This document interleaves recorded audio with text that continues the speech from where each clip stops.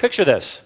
It's Monday morning, you're at the office, you're settling in for the day of work, and this guy that you sort of recognize from down the hall walks right into your cubicle, and he steals your chair. Doesn't say a word, just rolls away with it. Doesn't give you any information about why he took your chair out of all the other chairs that are out there. Doesn't acknowledge the fact that you might need your chair to get some work done today. You wouldn't stand for it. You'd make a stink. You'd follow that guy back to his cubicle, and you'd say, "Why my chair?" Okay, so now it's Tuesday morning, and you're at the office.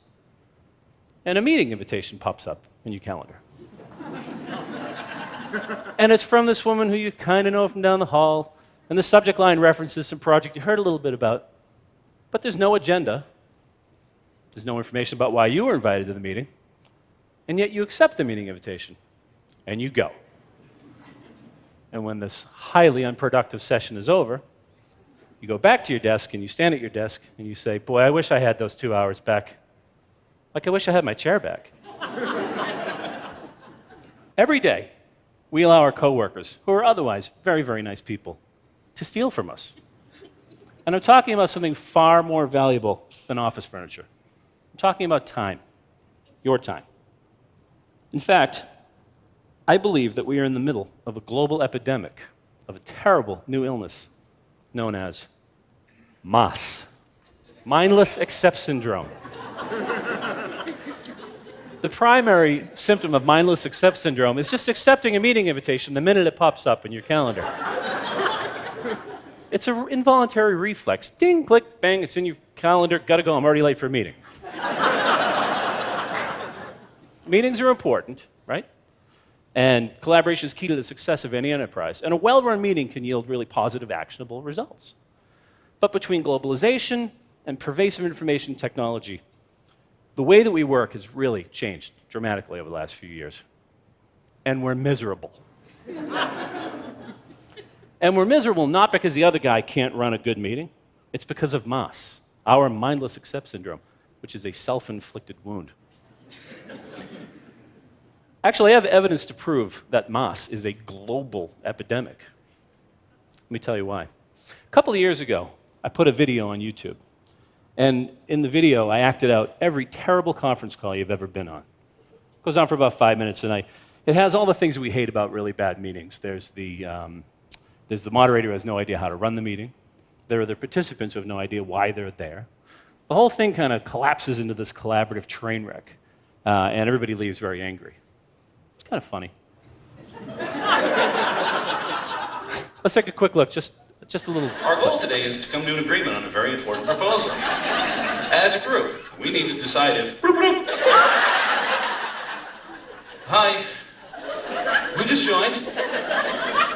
Hi, it's Joe. I'm working from home today. Hi, Joe. Thanks for joining. It's DavidGrady. I was just saying we have a lot of people on the call, a lot to get through. So we'll skip the roll call. I'm going to dive right in. Our goal today is to come to an agreement on a very important proposal. As a group, we need to decide if... Hi, who just joined? No? I thought I heard a beep. Sound familiar? Yeah, it sounds familiar to me too. A couple of weeks after I put that online, 500,000 people in dozens of countries, watched this video. And 3 years later, it's still getting thousands of views every month. It's close to about 1 million right now. In fact, some of the biggest companies in the world, companies that you've heard of, but I won't name, have asked for my permission to use this video in their new hire training, to teach their new employees how not to run a meeting at their company. And if the numbers there, 1 million views and being used in all these companies, isn't enough proof that we have a global problem with meetings, there were the many, many thousands of comments posted online after the video went up. Thousands of people wrote things like, "OMG, that was my day today. That was my day every day. This is my life." One guy wrote, "It's funny because it's true. Eerily, sadly, depressingly true. It made me laugh until I cried, and I cried, and I cried some more." This poor guy said, "My daily life until retirement or death." Sigh. These are real quotes, and it's real sad. The common theme running through all of these comments online is this fundamental belief that we are powerless to do anything other than go to meetings and suffer through these poorly run meetings. live to meet another day. But the truth is, we're not powerless at all. In fact, the cure from us is right here in our hands. It's right at our fingertips, literally. It's something that I call no mas. Which, if I remember my high school Spanish, means something like, enough already, make it stop. Here's how no mas works. It's very simple, okay? First of all, the next time you get a meeting invitation that doesn't have a lot of information in it at all, click the tentative button. It's okay. You're allowed. That's why it's there. It's right next to the accept button, or the maybe button, or whatever button is there for you not to accept immediately. Then, get in touch with the person who asked you to the meeting. Tell them you're very excited to support their work.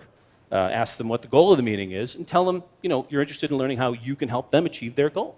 And if we do this often enough, and we do it respectfully, people might start to be a little bit more thoughtful about the way they put together meeting invitations. And you can make a more thoughtful decision about accepting it. People might actually start sending out agendas, imagine. Or they might not have a conference call with 12 people to talk about a status when they could just do a quick email and get it done with.